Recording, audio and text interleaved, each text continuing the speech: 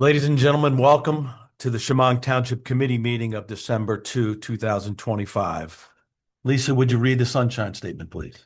Proper notice of this meeting has been given in compliance with the Open Public Meetings Act. Thank you. And do a roll call. Mr. Diamond? Here. Mr. DeCroce? Here. Ms. Mazitis? Here. Mr. Wilkinson? Here. Mr. Woods? Here. Ladies and gentlemen, we'd ask you to join us in the Pledge of Allegiance. I pledge allegiance to the flag of the United States of America and to the republic for which it stands, one nation, under God, indivisible, with liberty and justice for all. Thank you. Now, before we open up the meeting to the public comment, we have a special guest, two special guests this evening. May Furman Cannon and MK are here from school. I understand that you've brought along your presentation for the referendum. And if you'd like, we'd make some time now for you to give your presentation or make any comments that you would like. Just ask that you come up to the microphone so you can be heard. And I think we even have it ready so that we can put it up on the screen if you'd like. Yes, you do have it. Well, good evening. Thank you for having us. And I'm sorry that my back is towards the audience.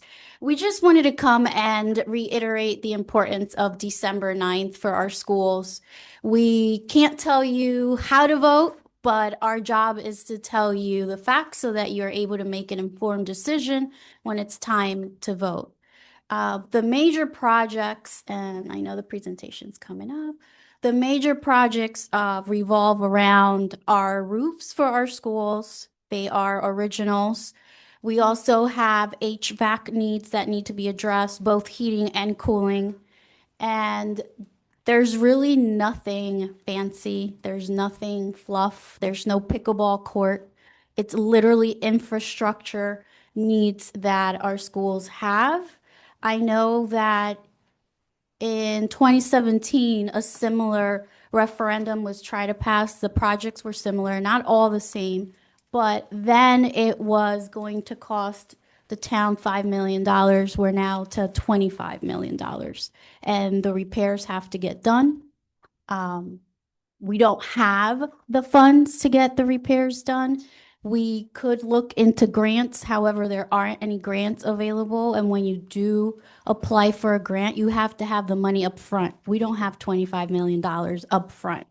And I'll let MK share a couple things, but just also to remind you the importance of our schools. In Shamong, there's really not much for our students to do. This is your community center. This is your town center. We're expanding so that more opportunities could be offered to the community. For instance, we had the Shamong Day with the Historical Society. And we know we continue to offer the rabies clinic in the spring for our families as well. So this is your town center. And we really need you to keep that in mind when you go to the polls. I know that there's a lot of comments, as they should be out there, with the concern with the price tag. On our website, we did break it down further. We itemized, all right, so the umbrella is X amount of money for the roof, but what does that entail? So it is itemized, it's broken down. We can't take you on the roof, but we brought the roof to you. We do have drone footage on our website also that goes over and views of both buildings during a sunny day, during a rainy day, and then you could see the differences. Actually, let me, if I may, so the roof on India Mill Memorial School is from Okay, can you use the mic that way Oh, they can sure. hear you? the roof on India Mills Memorial School is from 1991. I was a sophomore in high school. Now I have a sophomore in high school. So that building is from 1991. The heating and air, the heating system in that school is from 1991. Also 34 years old.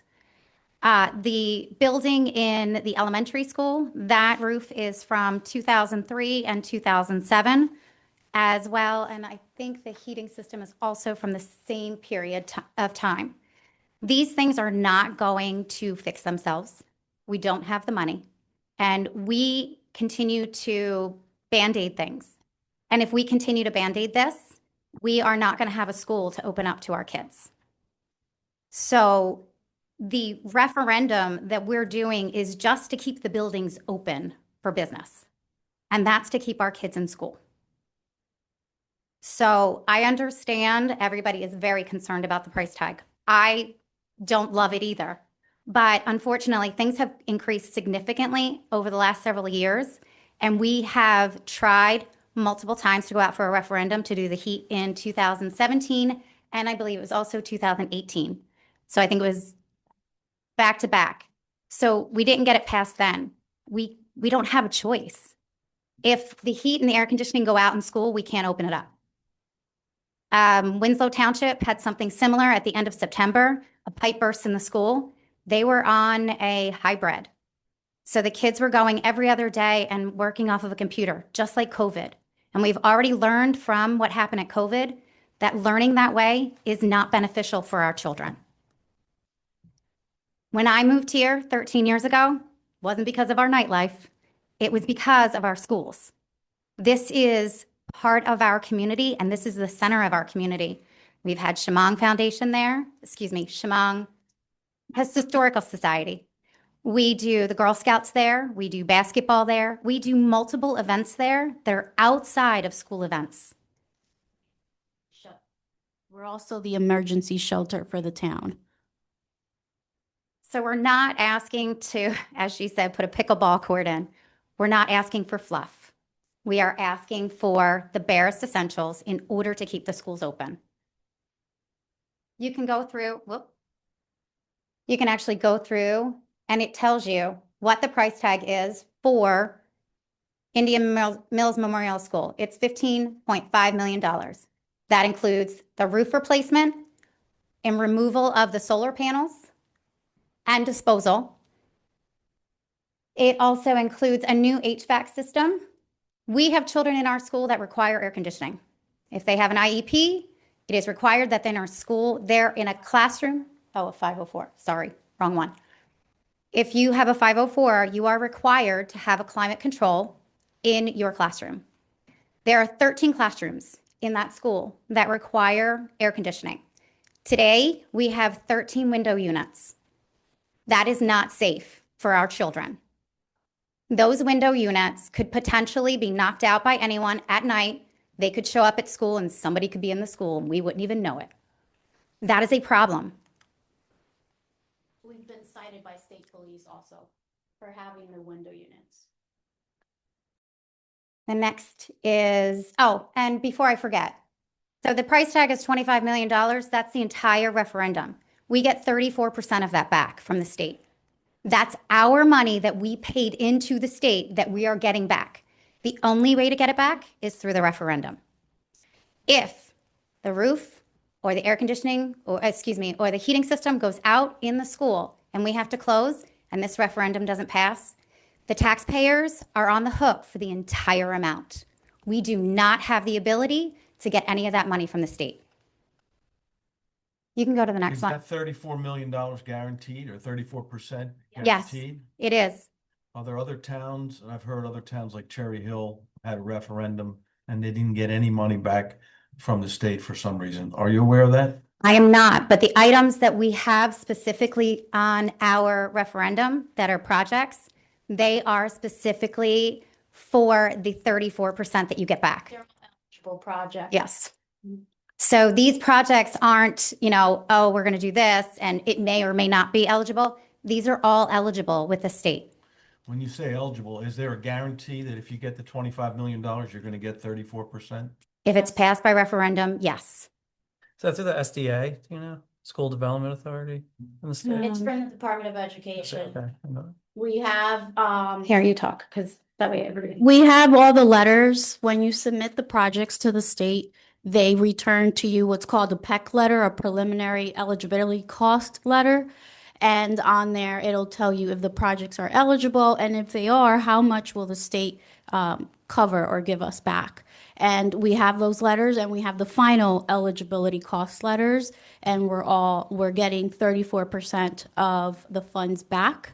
If you remember, we are also one of the districts that was severely impacted by S2 and the state aid cuts.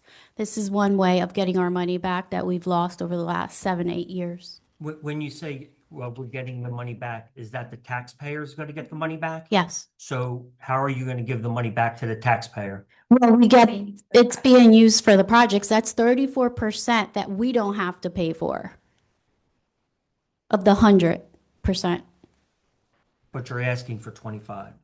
Correct. We're required to ask for 25. You have to go out for the entire referendum amount In order to be in eligible. order to be eligible. Do you have a lifespan for what the new roof and boilers would be? We Sure, won't yeah. have, well, hang on.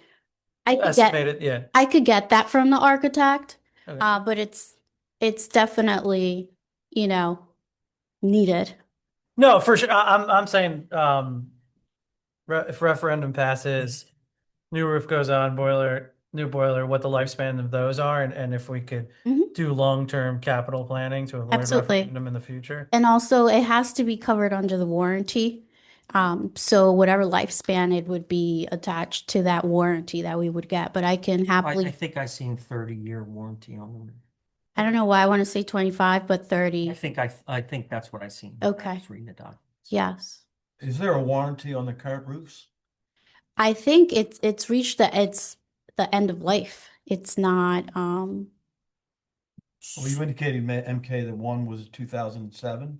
I think it was 2007. I actually have to look at it to, I have it in my email, but the, because there's Just- two different schools, but not two different schools. They were two different buildings. There was the original building and then there was another building. And when they did the roofs, this was for the elementary school. When they did the roofs, they did them two different times. So one roof was done and then the other one was done. So I don't know the exact. I have that. I just emailed, the answers to that question because we did get it from the township. If you give me 2 seconds, I'll find that. And while you're looking for that, so you're asking for 25 million and you'll get back approximately $8 million from the state. 8.5 to be exact. Where does that $8.5 million go? Does it go to pay down the $25 million bond? It does. All 8.5 million? All 8.5 billion. We can't use it for anything else. It's already earmarked for that. The state doesn't allow us to do anything else with it. So you're not going to use that to pay for the roof. You would use taxpayers' money to pay for the roof. Then if and when the state gives you back the 8.5, you would put that towards the bond payment. Is that correct? I have dates for you. So solar panels, just if you're curious, were installed in 2010. IMS, the usage of what is it, generator? The generator, sorry, was installed in 2006 and it has 602 hours. At the middle school, the roof is original, 1991. At the elementary school, the 1921 roof was redone in 2002. IMS, 1991 second grade wing is original. IMS gym roof, 2002. The rest of the roofs were from 1978, 74, 65 section were all done in 2004. So when you say redone, that means they put another roof on top of the original roof? A new roof in 2022 and 2004? They were redone. That's the information I Do have. we have a new roof on top of the original roof? Is that what I redone can get means? that to you. I can get that to you. Well, from 74 to 2000, sounds like it's about a 25-year Yeah. timeline from when the replacement was done for the original 1970s. Mm-hmm. Okay. And that's about what we're looking at now, Right. 25 years. So there's a lot at stake. Okay, I got it. And you indicated the generator has 600 hours on it. That seems like a very low usage to me. I'm not an expert in generators. I can get you the answer to those questions, but that's the information that was asked for. How many hours does it run? And that's the information that I got from the experts. And is that run on a basis of once a month just to make sure that it goes? And if so, how long does it run? I have to get that to you. Okay. Now, if you ask me how to teach a kid to read, hands down, Got it. I'll tell you. Generator, pumps, Any idea how much that generator costs? it's on there. going on our website. These are pictures. Oh, all right. Is it on there? Do you mind going back a little bit? Oh, yeah. Did you want me to? What about here? Is it here? The breakdown? The generator. I can pull up your website. It's on the website. While you're looking for that, you have an estimate that the taxes will go up about $410 per year per home. Is that correct? For the average house assessed at 309, not the market value. And that goes on for how long? How many years? Oh, 25 years. 25 years. And we're having debt drop off this year. So that's, and we've maneuvered the numbers to the best of our ability. It was actually going to be higher, but because we're having debt, it's like $80 or something of debt that's being 70, I think it is being dropped off. So we added that to the cost in order to bring the taxes down even further, the impact to the community. So just anybody from the audience, just keep your comments to yourself. You'll have an opportunity to come up and ask any questions or make any comments. The generator, excuse me, Yes. 400,000 for the replace emergency generator, emergency panel / circuit upgrades and transfer switch. Thank you. How much money does this school have in building reserves? So as far as capital reserve, we have between 3.4 to 4 million total. That's it. Why didn't you use that to fix the roof or put a new boiler in? That's all we have. But I mean, We could. of the all you're requesting for all the repairs on the HVAC equipment is for a new gas water boiler, air conditioning, it's $935,000.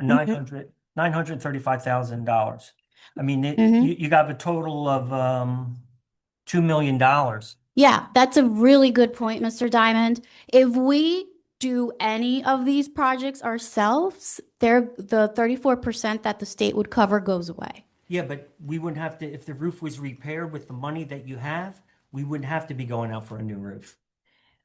If we do the roof ourselves, and we can't afford it. I don't think it's going to cover. You can do repairs. You don't have to replace the whole roof. If there was a scan, there were studies done. If the experts are saying we have to replace it, But you had this money. Why didn't you fix the roof, or why didn't you do these repairs? I'm honestly not going to get into a back and forth with you, sir. I'm just curious. Yeah, If the I money's get there, it. why isn't it being used? I get it. We've also used it for other things that have gone wrong in the district. Well, Sorry. there's things going on wrong now. In September, if it was September, when the air conditioning went out in the elementary school. In the beginning, Was that the beginning of the year? Teachers first came. Yes. So end of August, beginning of September, the air conditioning, there was something that went wrong at Indian Mills Elementary. And we had to actually take our capital reserves and fix whatever it was that was wrong. It was an air conditioning thing.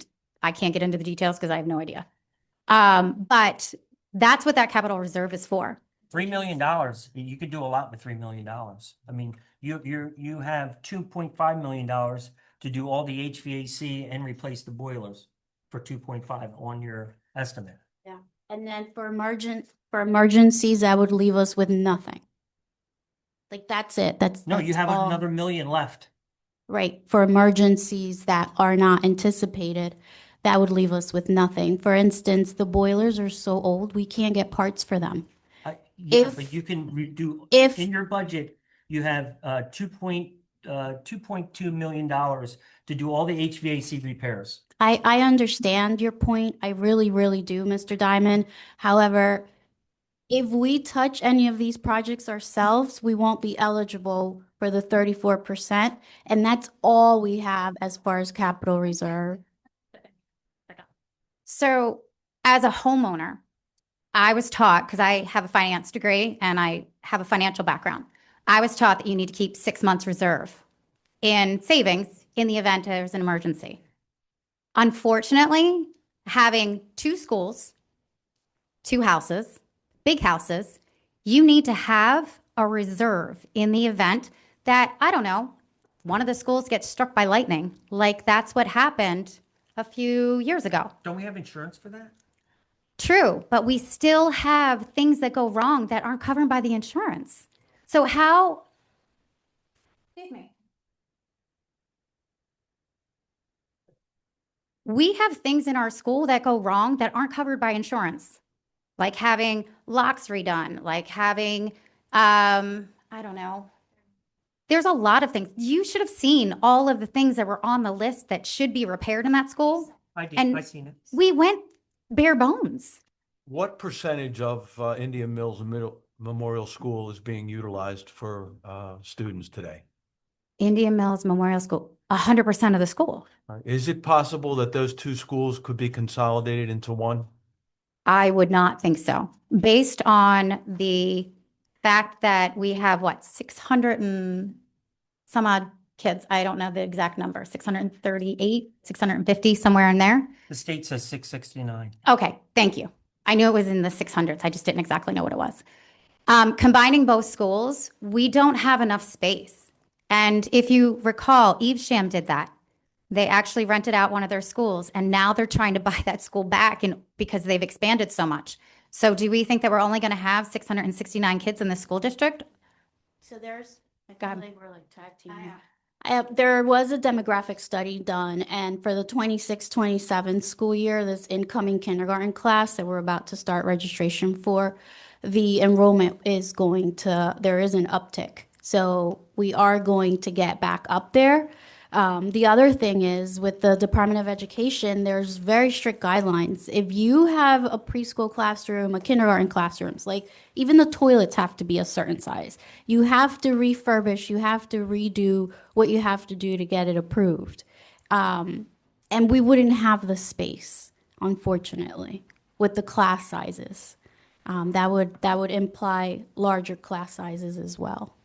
Is there central air conditioning in the small school?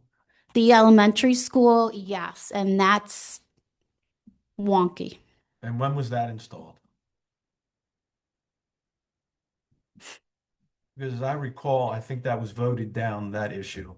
And so I'm wondering how that got installed and when. That was installed before I even got here, because my kids were in school when I started school. And again, I said I had a sophomore.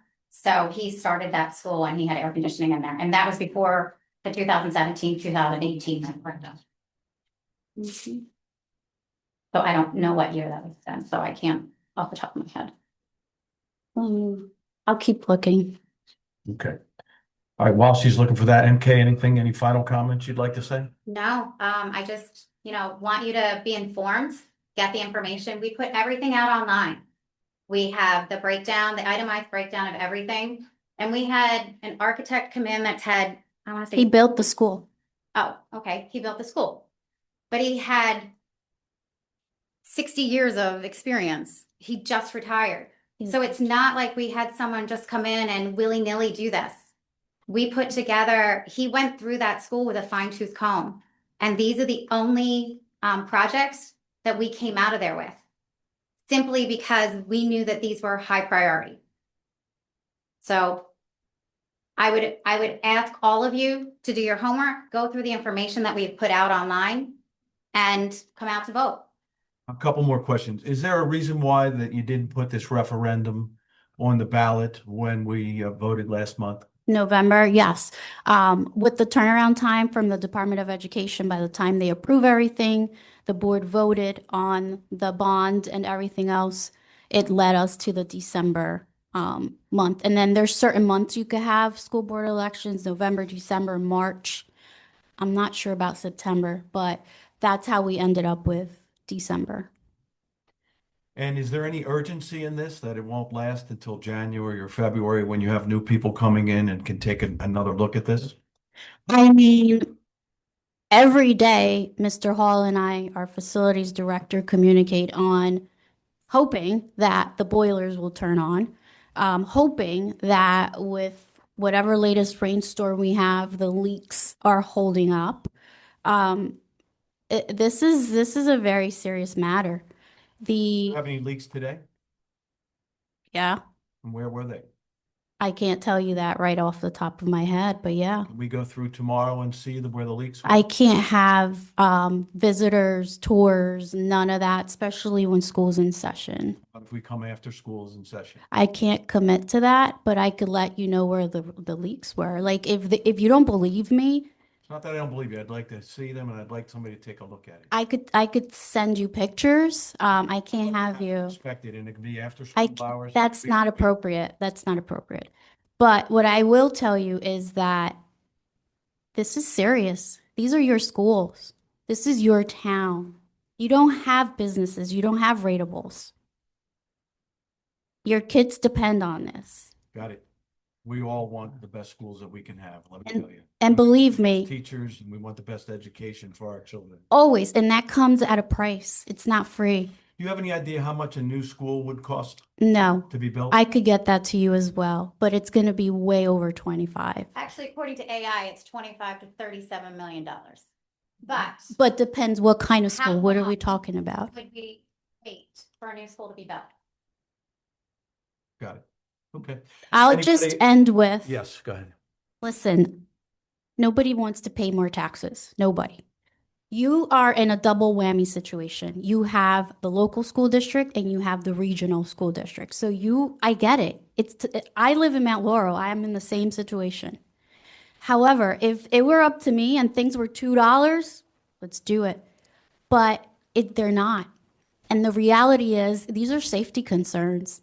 We're not asking you to help us with a pickleball court, not even paving the parking lots. Those are not things that will shut us down. These things will. So, thank you for your time. Yep, thank you very much. Appreciate it. Thank you. Anybody from the board have any other comments or are- questions? Are there, like for the generator and the boilers, that kind of thing, are there maintenance contracts in place or how are they maintained on a daily basis? Todd handles most of the maintenance. For the most part, to save money, we do it ourselves. If we even find the parts, that's a whole different. So going forward, if you got the money, would there be maintenance contracts then? Or like how, would the same person who's maintaining the equipment now be maintaining the new equipment? I could tell you that moving forward, we need to save money every year, set aside a little bit of money for maintenance, just like we do in our own homes. We can't be reactive and wait and keep putting Band-Aids on things. Every year, we have to keep up with our facilities.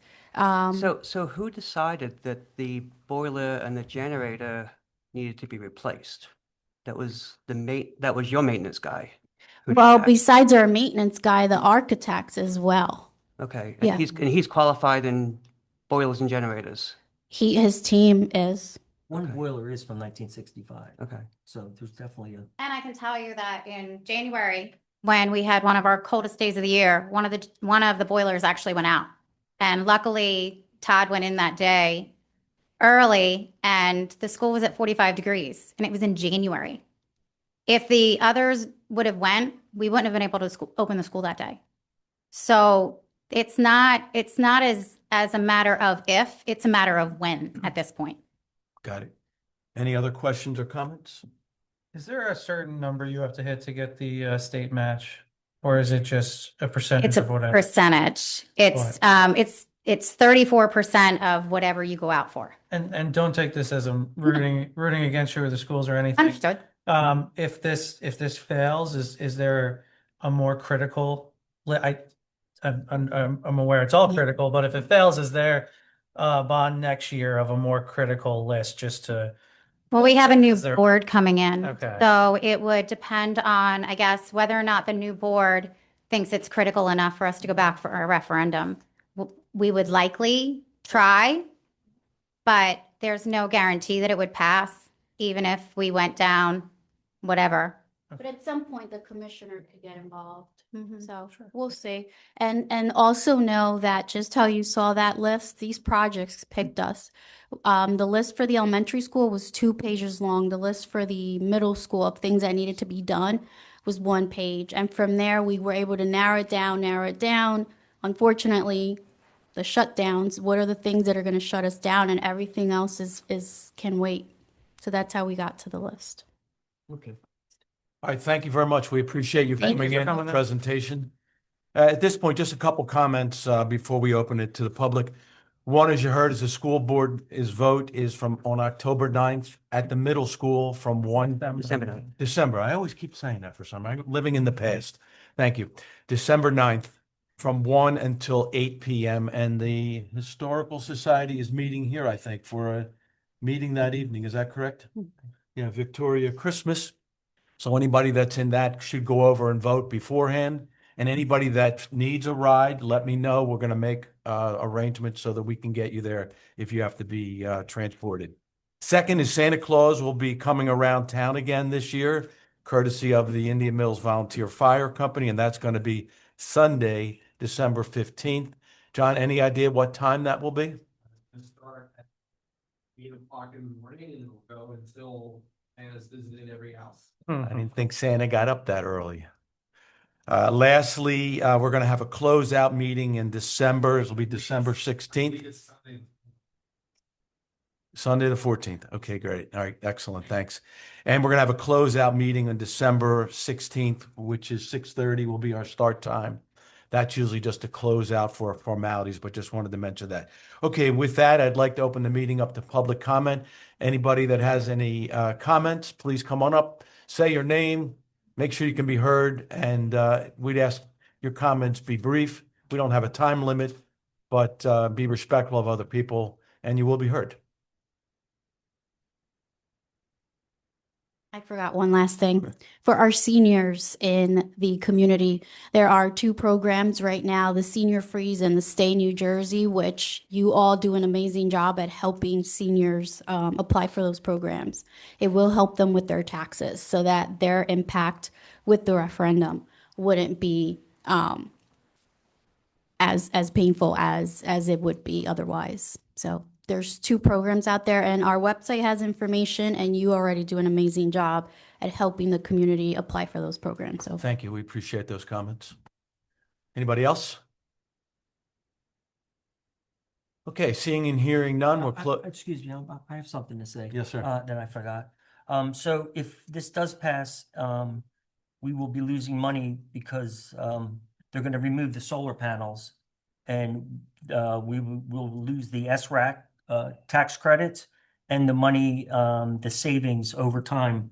For the solar panels are about 15 years old, and What's the useful life of those days? 30 to 40 years. Every year they have a diminishing point. It all depends on the type of solar panel, but a 0.08% over the years. So they're still very usable, and I can't see why we would remove them.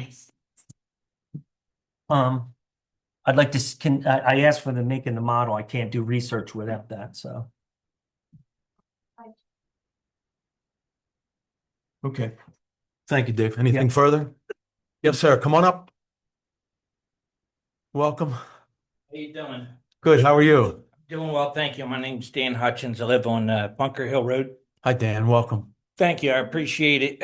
I wanted to comment on the school. If there's I'm familiar with roofing, and I'm familiar with warranties, service contracts, and all of that. And my concern is if the school is going to put solar panels on later, it will adversely affect your warranty now. So I'm late coming in, understanding and asking a lot of questions, and unfortunate for them as well. So I'm concerned with responsibilities, warranties. If you turn around and you open that roof later on, you could violate or negate your warranty. Who would be responsible at that point? Warranties on commercial flat roofs like this require a maintenance program. 100%. The first time you don't do it, you don't have a warranty. So we spent $25 million for nothing.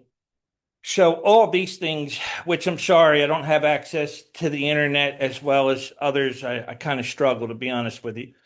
So to see the verbiage, and you as an attorney would understand the value of the verbiage and how it's stated and all of the different things that go into that, something I'm somewhat familiar with. So I don't know really enough about how this has all come about, and really, your responsibilities and all of this, but if there was a way to have a second look at it before it went to vote, I don't know who makes that decision, but I'm not against the new roof. I'm not against the repairs. I'm not against that.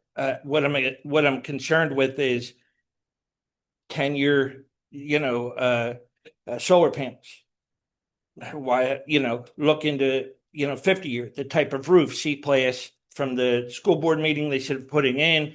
Are they putting a 3-ply, 4-ply, like all these different little things that I don't have access to, that concern me. The roof right now is 35 years old. Generically speaking, from my own personal experience, it's run its course. So you can get 75 years out of one, you can get 20 years. It doesn't always make sense, just like your home. But if you're going to replace the roof, the verbiage, the contracts, the responsibilities, the warranties, those are the things that I'm concerned with, so that we're not back here in 10 years with the same problems, with the same questions. Why wasn't a maintenance program implemented, and why wasn't the warranty maintained? Whose responsibility was it to have done this? Why wasn't it part of the contract? I don't know. I've seen it before. That's why I'm saying it. I was part of a team that did the Newark school system back in 99.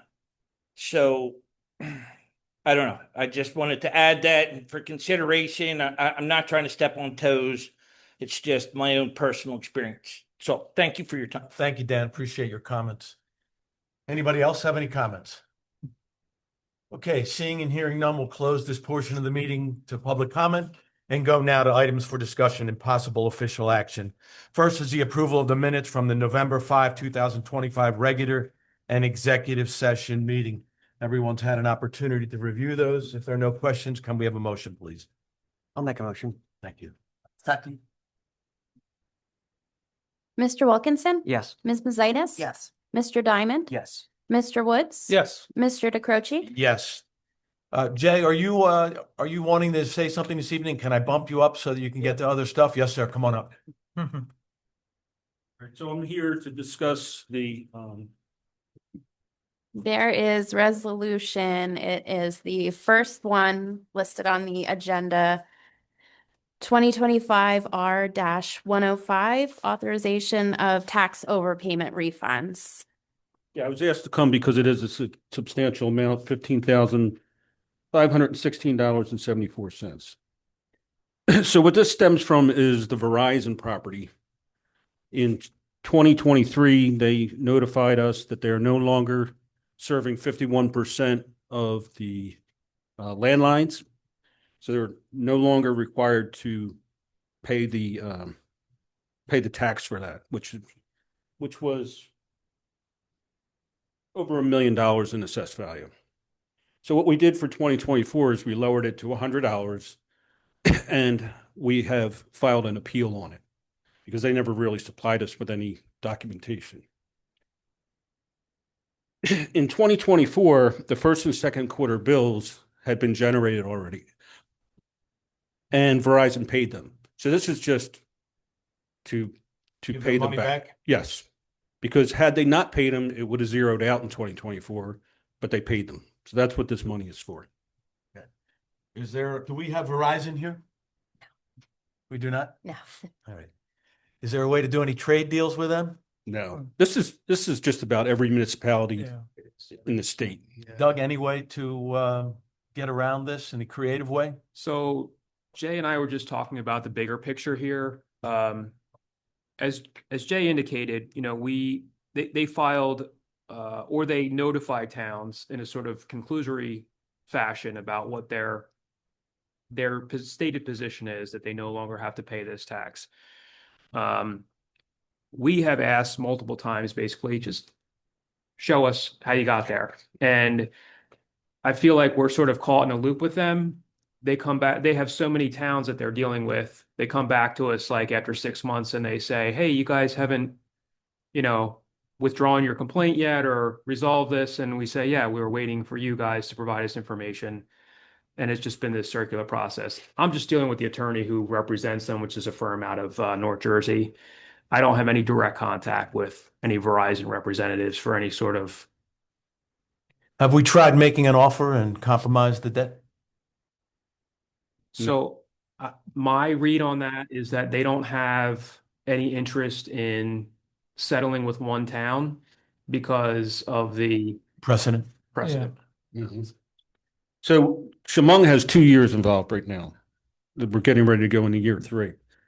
I have other towns where I think in Bass River, it's either 10 or 12 years that are out there.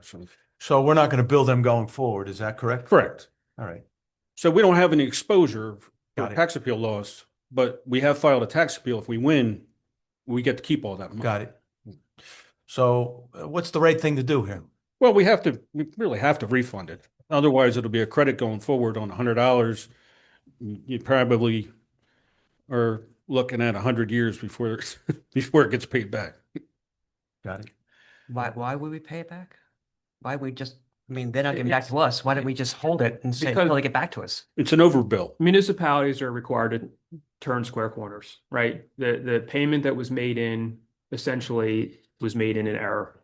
So we have this frequently in other situations where a homeowner and a mortgage company pay, or a mortgage company is in transition and both mortgage companies pay, and we refund the money back.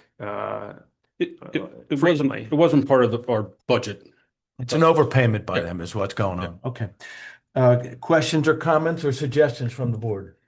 No, I mean, I've seen this in, like you said, almost every town. There was law that if you had over 51% of landlines, you'd have to pay a certain tax because it was a utility charge pretty much. And the right way to handle it would be if we passed a new law that said cell phones, new world of cell phones, and you pay for that, but they're just going by the current law, which is landline. So I'm not really sure. Jay, do we have any idea what percentage of households have Verizon in Shamong? No, we've asked them to give us those figures. And they basically say, you have to trust us.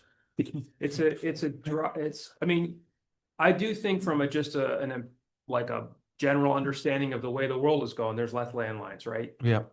But to Jay's point, I mean, again, we've made the request for show us how you got there. And it's not a unique complaint to Shamong Township. They have been very reticent, or just, moving through other towns that are not giving any pushback and not responding to our requests.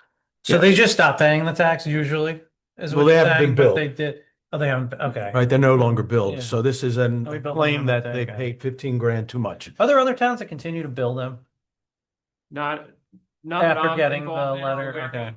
of. And I think that would be a mistake. I mean, There are. Jay's an excellent assessor, because Yeah. what you're doing, if you do what others would do, and if they keep the bill up where it is, you're putting a town at a lot of exposure, because eventually, if the court decides that yes, they were correct and that number goes all the way back to them, that's the town fully on the hook for that figure. Plus potential interest. Yes, yeah. Yeah. What's your recommendation? That we pass this resolution. Okay. Sever the tie with Verizon. Can I just clarify, this is just not for Jay's, it was lumped in. There's some other requests from the tax collector to refund for settlements where the homeowner and the mortgage company someone paid and needs to be refunded. And there's also 3 TDVs that would be on here. Okay. Totally disabled veterans for those not. Yeah. Got it. We do that every month. Yeah. All right. Any questions or comments? If not, can we have a motion on 2025R-105, which will authorize the tax overpayment refunds as recommended by our tax assessor? I'll make a motion. Thank you. I'll second. Thank you. Mr. Diamond? Yes. Ms. Mazitas? Yes. Mr. Wilkinson? No. Mr. Woods? Yes. Mr. DeCroce? Yes. Thank you, sir. We appreciate you coming in. All right, we'll go back up into the items for discussion. And next is the Borough Code GIF Fund Commissioners Report of November 25, 2025. For time purposes, I'm just going to skim through this. We have 0 lost time accidents for Shamong Township year to date as of September 2025. Borough Code GIF surplus as of September 2025 is 6.13 million. Borough Code GIF released $700,000 $100,000 of surplus for closed out years of 2011 to 2020. And our next meeting is December 16th.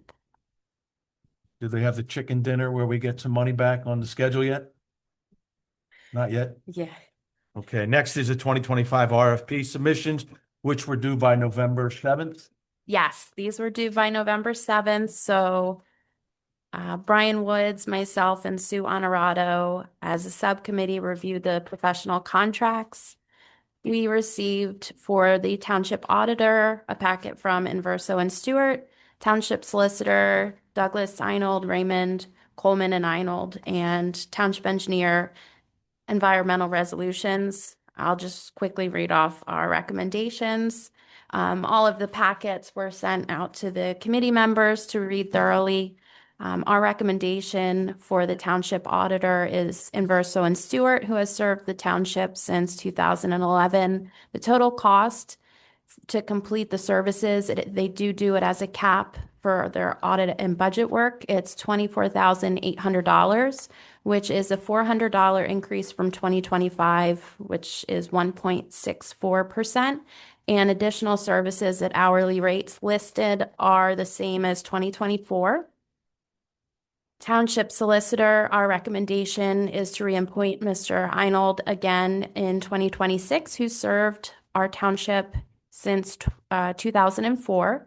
He's requesting an increase of $195 per hour, which represents a $20, 11.43%. And the $100 per hour for paralegal and law clerks has been no increase since 2023. So that's a total value per hour? It is a total value and it's a $10 increase over last year's rate. Got it. So it's not $195 increase. Otherwise, we'd be coming to work Yeah. for you. I was gonna say this. Okay? Oh, I'm sorry. I understand. Sue had completed this. I understand. Got it. Our recommendation is to appoint Environmental Resolutions, who has been our township engineer since 2024. The hourly fees are increased $5, which is 2.7% from 2025. So we don't need a vote at this time. This is just advising what we received and what we're recommending. They'll be formally appointed at the reorg meeting in January. Perfect. Okay, great. Anything further on that? Okay, next we're going to go to the issue of removing a tree on Spearhead Trail. So this is to advise, we have a tree located on township property on Spearhead Trail. It is very close proximity to a residential home. It's very close. Our public works went out and determined that it is definitely a dead and decaying tree. It's definitely on our property and it's at risk of falling and causing property damage to the resident's home. Joanne went out for bids for some tree work, and the lowest price she got in was $400 for Tree and Land Masters.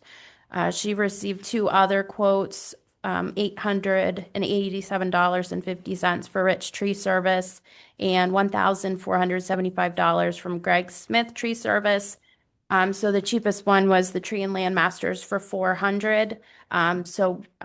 Under Doug's advice, we did do a hold harmless agreement because the tree company will have to go on the resident's property to access the tree because there's just woods behind it. There's no good way to get in there and remove it. Our public works is not able to safely, so that's why we're asking.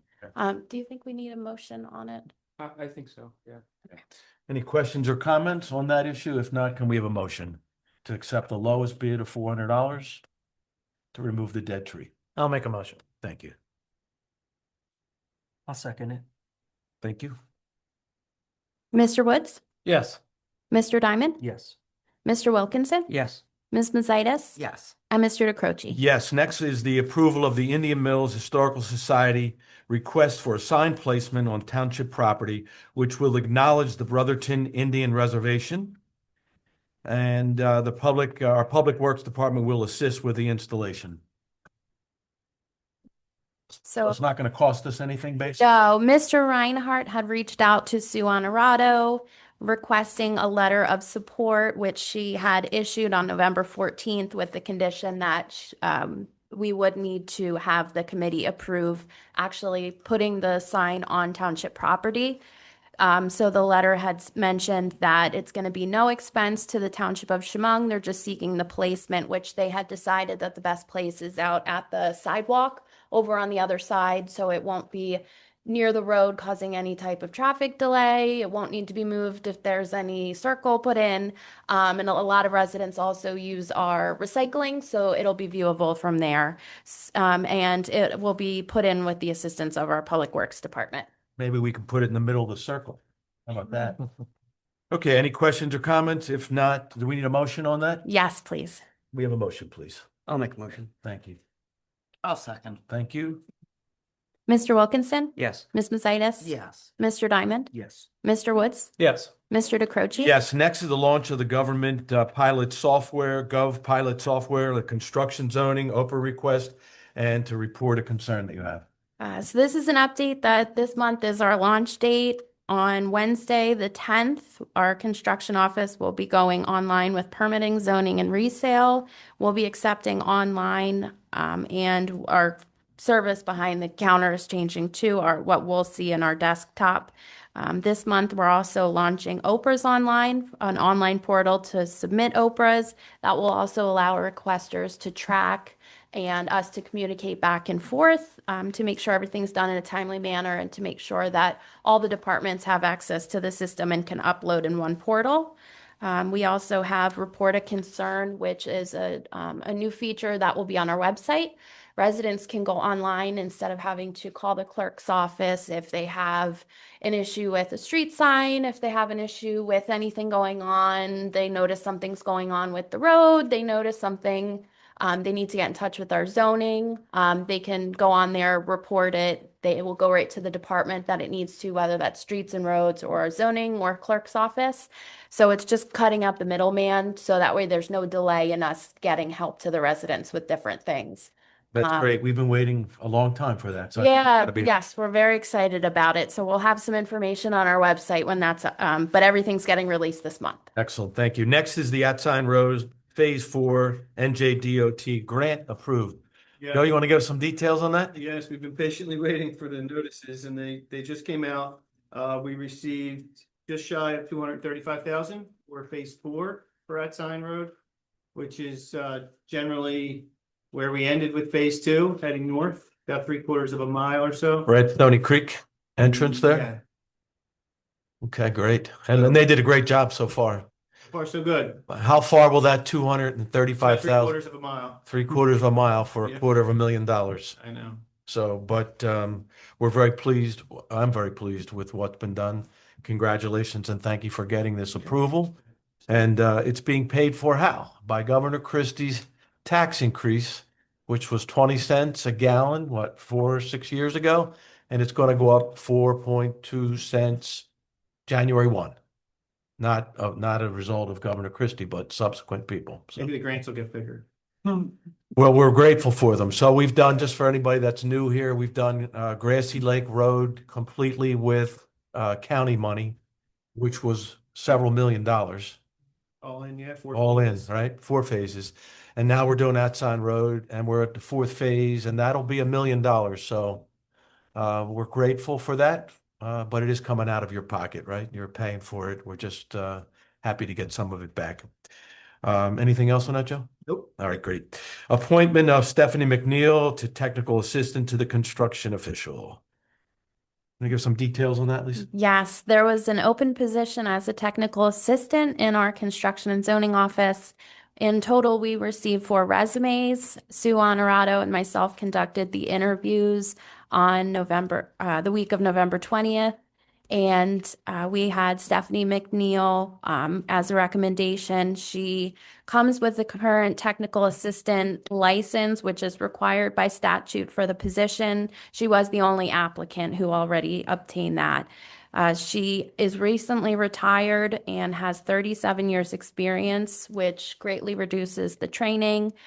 We're recommending her to be hired as of December 1st. So this is a retroactive a day. And she would be hired at $25 per hour, which is within the current salary range. And she will qualify for COLA, which is the cost of living adjustment in 2027, since it's almost 2026. So she won't qualify for that this year, but she will in the next year. She'll work 20 hours per week, and she will not need to be eligible for health benefits or life insurance. Okay, great. Anybody have any questions or comments? If not, can we have a motion? I'll make a motion. I'll Thank you. second it. Thank you. Mr. Woods? Yes. Mr. Diamond? Yes. Mr. Wilkinson? Yes. Ms. Mazitis? Yes. Mr. DeCroce? I vote yes. Next is the Borough Code GIF deductible and co-insurance amounts that are going to be new for 2026. This is a yearly form that we receive. It comes automatically after we meet all of the requirements with the GIF, which is the Burlington County Joint Insurance Fund. We do all of the requirements and above the mandated trainings, updating our policy and procedures on time with anything they require. So this is just asking if we're looking to change what our current deductible is. Right now, it's a $10,000 deductible, and co-insurance is 20% of zero. If we chose to make any changes, we just have to let them know by December 19th. We can reach out if we request any rates, but I had met with the GIF today so they could go over this with me, since this is a new item that I haven't dealt with before. And they had explained that because we're a smaller town and we have a good record with the GIF, that they offer us to either buy down coverage or buy up coverage. But the standard deductible is $20,000, so our current deductible is 10. So if we want to make any changes, we can reach out, but it seems it would be advised if you wanted to stay the same. Is the 10,000 deductible what the town would pay, Yes, right? And is it all of the employees lumped together? yes. Okay, all right, perfect. And it's what we've done in the past. Yes, so other larger towns that are more susceptible to any type of Claims. any type of claims would need the higher rates. So we're low. And if we were to buy up or down, it would affect what we would pay in our premiums. Historically, we've done very well and no injuries and Yes. no claims. Mhm. Okay. Anybody have any questions or comments? If not, we don't need a motion for that, I don't. No, we don't. Okay, and the last item is employee annual reviews, which I understand were completed.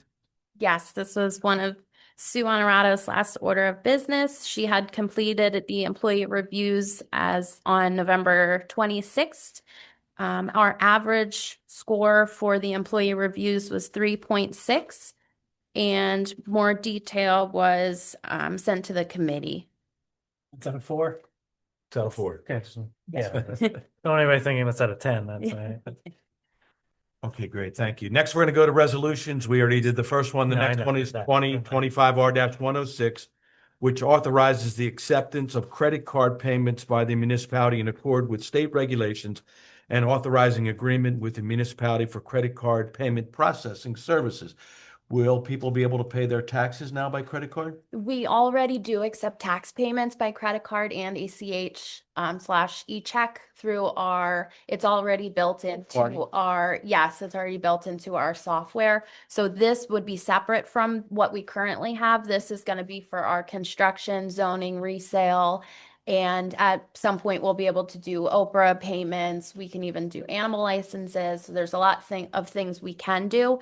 But right now, we're just looking for the construction office. It goes hand in hand with our new software, so this is Municipay that we're looking to integrate with our software GovPilot. Okay, great. That we're launching. So I did reach out and I reached out to a lot of companies and got some quotes. The two most comparable ones, one was Elevon. It charges monthly fees. It charges monthly support. The transaction fees were significantly higher.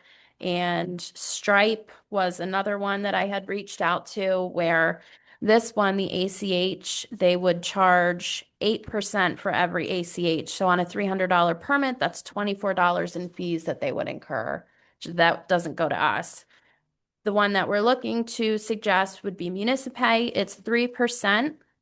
would be for credit cards and debit cards, and it's $2 flat fee for e-checks and ACH. So it's very comparable to what our residents pay through our current online tax system. And that's added on top of the cost. Yeah, so it is built right in, so the person making the payment will receive that fee. The township will not incur any fees for each transaction. We also will not receive any monthly fees. We won't receive any statement fees. We're also going to save money by not having an actual credit card machine here in the building. Everything's just going to be online, so we don't have to worry about the township paying anything additional. It's just the convenience for the public who would like to pay online. Any other questions or comments? If not, can we have a motion? I'll make a motion Can you go with MuniPay? to go with MuniPay. I'll second. Mr. Woods? Yes. Ms. Mazitis? Yes. Mr. Wilkinson? Yes. Mr. Diamond. Oh, I missed Mr. Diamond? Yes. And Mr. DeCroce? I vote yes. No ordinances this month. And next we go to the approval of the attached bill list, which has been shipped out so that everyone could review it. And this month it is $1,797,666.98. And can you give the public a breakdown, Lisa, of where that $1.8 million is going? So a few of the large items, Arawak Paving had a large bill that we're putting out for At Sign Road Phase 3 at $161,798. The Indian Mills Volunteer Fire Company has fourth quarter support and a reimbursement on an insurance claim that we received the funds for already. We're just having to refund them back of $21,059. Lenape December taxes, $525,000. Shamong Board of Ed taxes, $934,000. And Medford Lakes Borough for our shared service court for the entire year of 2025 is $24,000. So with that being taken out, our total that we're paying in just our regular bills is about $130,730. Anybody have any questions or comments? And if not, can we have a motion to pay the bills? I'll make a motion to pay bills. I'll second. Mr. Wilkinson? Yes. Mr. Woods? Yes. Ms. Mazitis? Yes. Mr. Diamond? Yes. Mr. DeCroce? Yes. Next we go to the reports. Township Engineer, Joe, good evening. How are you? I'm doing great. Welcome. Good, thank you. I gave everybody a copy of my report. There's some highlights in red, but real quick, items 3, 4, and 5, we're still chasing down a couple of the reimbursements for the DOT grants. The 22 grant is ready, so the CFO can go into the TMRS, the online system, and they can acknowledge that payment, and that should take care of that for good.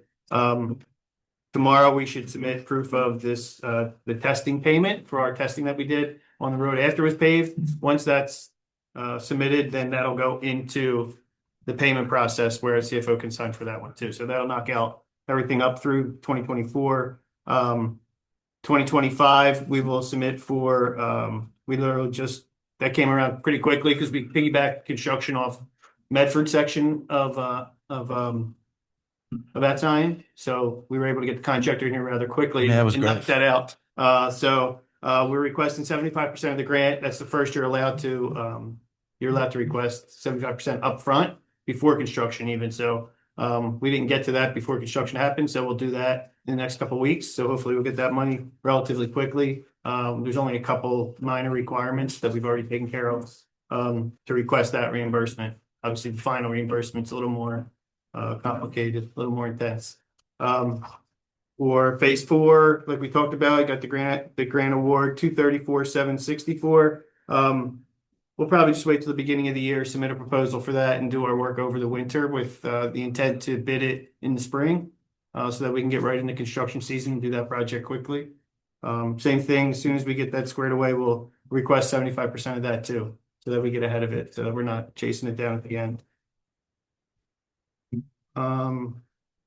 The path paving project we did at the park, we're still working on that grant reimbursement funding. We had to get a couple canceled checks back from your CFO, but we did get them, so we'll submit for that too. So we'll get that money returned to us. And then the only other update is today I got an email that the 2026 local rec improvement grant applications are due February 13th. February 13th. Lisa, we can meet and go over what we want to apply for, but that'll be another great opportunity early in 2026. Okay, great. Thank you, Joe. Appreciate you. Yep, thanks. Next, the Township Solicitor. Good evening, Doug. How are you tonight? Good evening. Doing well. How are you? Doing great. Good. I don't see our usual contingent interested in the Bighorn projects here, but in case they're watching from the dryness of their own homes, we did get an update, as I asked for every month, from the Bighorn project. For those who aren't aware, this is the landfill site on Assign Road, and then Murphy's Pit site adjacent to it. We have Bighorn Solar, who's proposing 2 solar projects on each of those properties. Unfortunately, they're still waiting for Atlantic City Electric to release the 2 studies that will confirm that if built, the infrastructure is in place to accommodate receiving the energy into the grid. And that delay in receipt of those studies is sort of delaying their next steps because they're not able to get the financing or willing to release the financing until they are confirmed that, yes, these steps will be met and the project can proceed. ACE has indicated they believe that the answer is yes, but these are the formal studies that confirm that. They have also, if you recall, submitted to Pinelands, got information back on additional requested information from Pinelands. They now have resubmitted and should be through the Pinelands process in the next 30 days. And once they get through that process and get the ACE reports in, which they hope to have by the end of the year, they will be preparing an application to apply for the approvals that they would need from our land use board and apply for the community solar application in the new NJBPU program in the early part of this coming year. So progress, not as much as I would like to report, but things are still moving forward and there's been no negative news. We just have to wait patiently for these things to get finalized so they can take the next step. And that's all I have tonight. Anything on the circle, specifically regarding the Pinelands? Are they hearing this, and is there any anticipated action, a timeline? So I'm not sure if any notice has come in at the township level. I have not seen anything come across my desk. I'm not sure what notice requirement they will have with respect to that in terms of our office. I can certainly check into it further if you'd like me to, but I have not heard any news lately. Yeah, that would be interesting just to keep abreast of that. So maybe we can have some participation in that. Sure. And also, does the county need to come to our land use planning board to get formal approval to put the circle in? No, the county is not subject to local board approval. All right. Thank you, sir. All right, next we're going to go to Township Administrator. Welcome, Lisa. OEM was on there. Oh, I'm sorry. Go for I it. always skip over John. John, come on up. I don't know if you have anything. It's it's not a circle. 4.0 and you're gonna John Reliance, OEM Coordinator, just a quick short update tonight. Couple of you saw an email from me that the DCA New Jersey grant that Shamong Township applied for, which was assistance to firefighters, that has been closed out. Yeah. That was probably about an 18-month cycle from start to finish. This is the second time that Shamong has participated in this. This allowed us to take $73,000 that the township fronted, gave it to the fire company, which the fire company had already spent on approved equipment list. There was a reimbursement to Indian Mills, and now the reimbursement from the state of New Jersey has come back to Shamong, and I believe next week that fund should arrive. But we got an email from the folks that accepted our reports. So Great job. I was happy to see that. Appreciate the support of everybody in getting that done. $73,000 worth of equipment is a lot of equipment, and it's equipment that the fire company would not have been able to do on its own without this grant and without the ability to work through the local government for that. So I appreciate that. My appointment ends at the end of this year, just a reminder. And hopefully in January, we will see an appointment of a new deputy OEM coordinator to be named in January. That paperwork should happen at the first meeting. So we're looking great. forward. This will be Bill Carrick's replacement. So Yes. we miss Bill, but we're looking forward to filling the post. Switch over to the fire company, just a couple of items there. Thank you for mentioning Santa Claus. He is coming to town. We're actually going to bring him to visit the Indian Mills Cub Scouts at their annual party on Sunday night, the 7th, coming up. And then he'll be coming around town, escorted by the fire department on the 14th, Sunday morning, starting at around 8 a.m. until it's finished. We've already gotten comments and requests through Facebook and other messaging from folks who have special requests. So we encourage that. It's very interactive and we enjoy doing this every year. We did receive the new 2800 Chiefs Command Vehicle. I took delivery of that last month. Nice. Very excited about that. Again, thank you very much, everybody, for your support in that. The expedition is in full service. Chief is operating it. There were no issues. There's a couple of minor tweaks that he was able to take care of himself. I did some quick math while I was sitting in the chair there. We're about $17,000 short of what it costs versus what we were able to both fundraise and take from the government appropriations. The fundraising was part of our raffle, which was very successful, but it didn't fully cover it. So we'll have to go into pocket for about that amount of money. Really just kind of tiptoes into my last point that the fire company's year-end wrap-up for fundraising. We did do a post today for Giving Tuesday, so just wanted to go on the record to thank the community for its support, thank the governing body for its support. There's still time between now and the end of the year for us to try to shorten that gap up through donations to the fire company, whether it's through the Santa Express, through the Facebook page, or through the coupons that were mailed out as reminders. We also had a successful PJ Wellahan's community dine and donate dinner in Medford Lakes. The restaurant called me and said that we came in kind of second place for the year behind one of the local athletic associations that always, he called them a powerhouse. And we did a few $100s less than they did. So Was it Medford? A little less than $400 was our share from the night. On a Wednesday night, the parking lot was packed. So Nice. they were happy to see it. We were happy to see it. I went and enjoyed it. We had a great time. And that, a couple $100, it just, there was no effort on our part except to help market it and get people there. So we appreciate those opportunities and we'll continue to look for whatever opportunities next year we can to keep that John, going. thank you. Do you want to say anything about, you're going to get solicited for fire and EMS? Is one going to go out for Shamong EMS and Tabernacle EMS? There is no Shamong EMS. So that's not agency. going to go out again. We have not solicited for Shamong EMS since the agency closed its doors. So the only solicitation that we send out here in town is for Indian Mills Volunteer Fire Company. If you're for EMS, our agency, Tabernacle Rescue, I believe they do have their own fundraising program. Looks very similar. I think it's the same company that manages it. That does go out as well. I'll let Dave speak to that if he has any questions. All right, excellent. Thank you, John. Anybody have any questions? Thank you. Appreciate it. Dave, would you like to come up and say something? Yeah.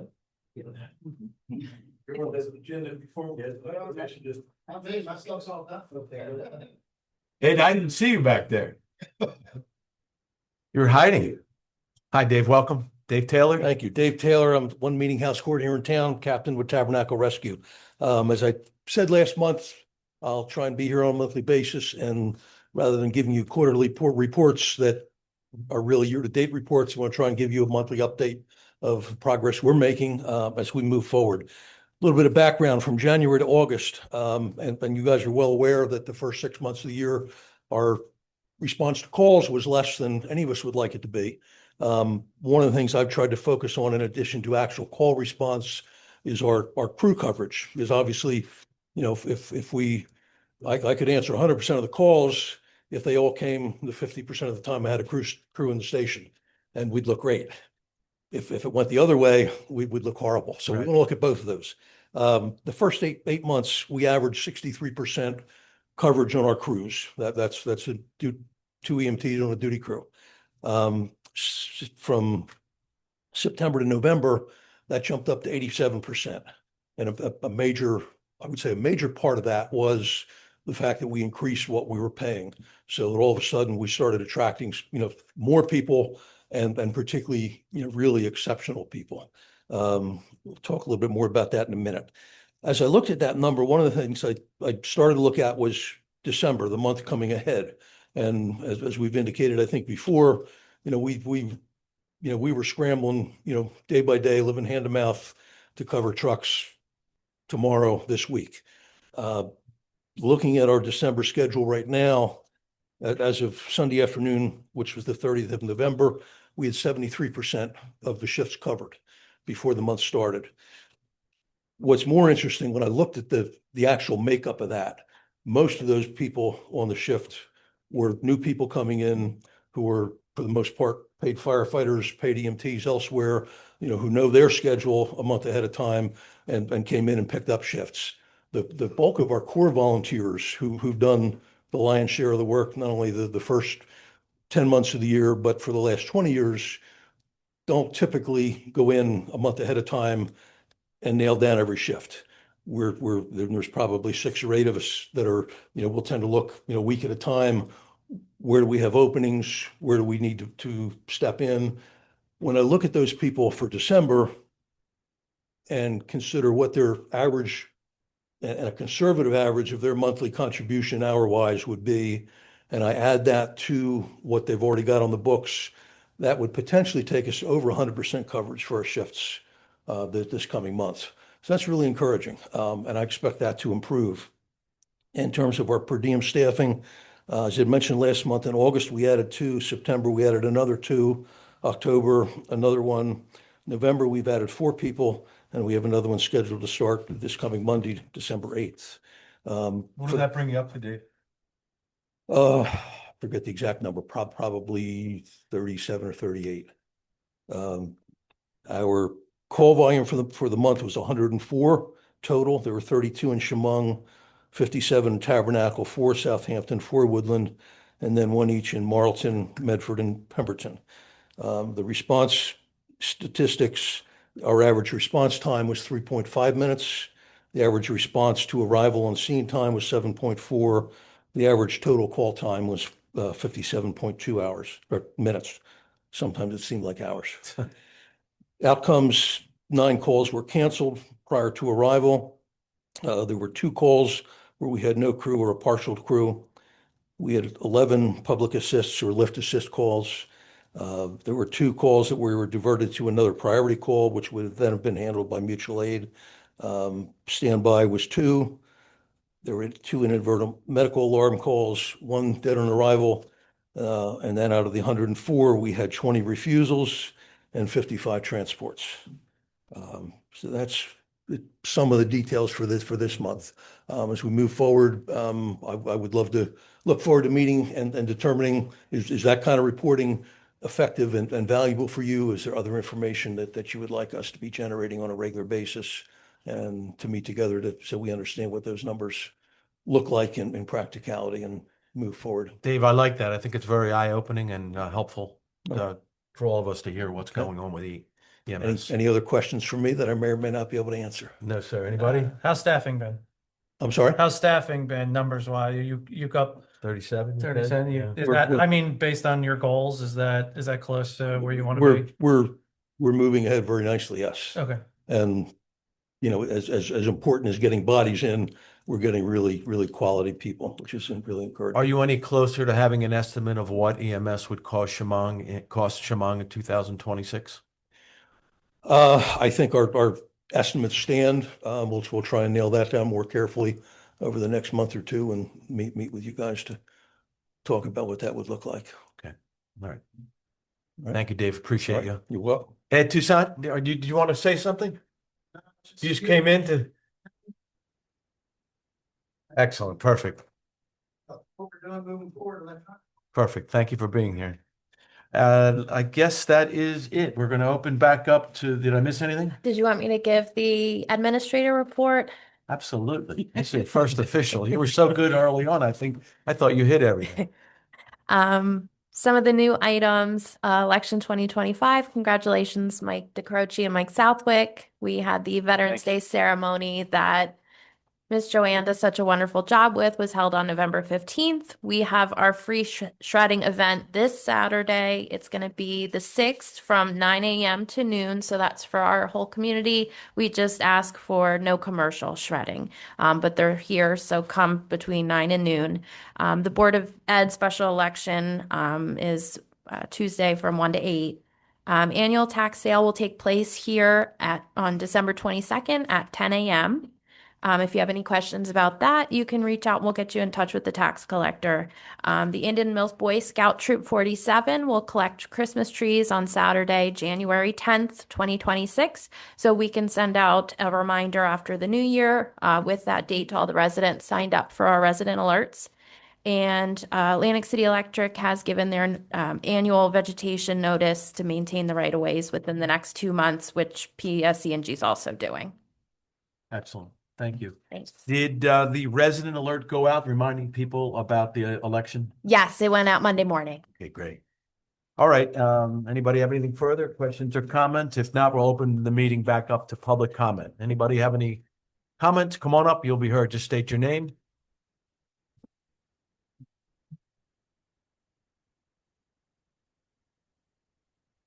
Good evening. Valor Lexington Court in Shamong on behalf of Out of the Woods Rescue. I think the rabies clinic is approaching, maybe about 3-4 months out. Wanted to offer our services to the township this year for a free rabies clinic to the community.